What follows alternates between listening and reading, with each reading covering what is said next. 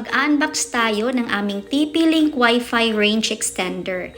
Nabili ko siya sa Lazada for 649 pesos only. Yan, ang specifications niya ay isusulat ko na lang sa description box. And one of the reasons kaya bumili ako nito kasi sa second floor po namin ay hindi na po umaabot yung signal ng Wi-Fi. Minsan 1 bar or minsan 2 bars lang.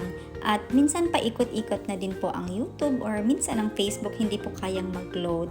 So, check natin, panoorin nyo po sa video kung ito ba ay effective or not. Or sulit ba? Let's see!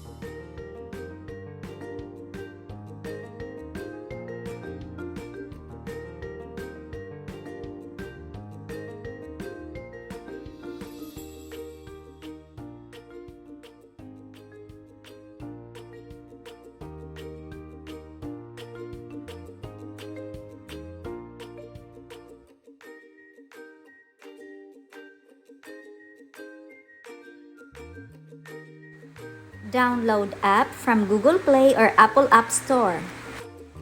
To start, i-plug natin ang extender sa outlet na malapit sa ating router. Yan, so yan po ang kanyang installation guide na very easy to follow at madaling intindihin.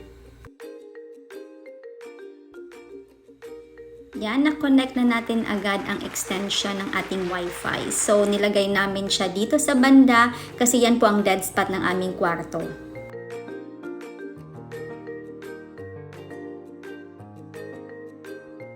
Yan, ito na ang pinakamahalagang tanong. Does it work? Is it effective? So, itong video na ito ay galing sa second floor kung saan wala po talagang signal. 1 bar lang using our main Wi-Fi. So, ililipat natin siya using our extension Wi-Fi.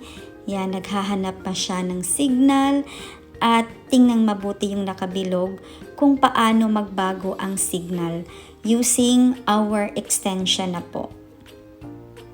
Yan, naging full bar siya. And totoo talaga, nakaka-video call na kami. And for me, this is a good purchase. This is not a sponsored video, guys. So, I hope nakatulong po ito sa mga naghahanap at may problema po sa kanilang Wi-Fi connection. Bye everyone! Salamat po sa pakikinig at panonood ng aming video.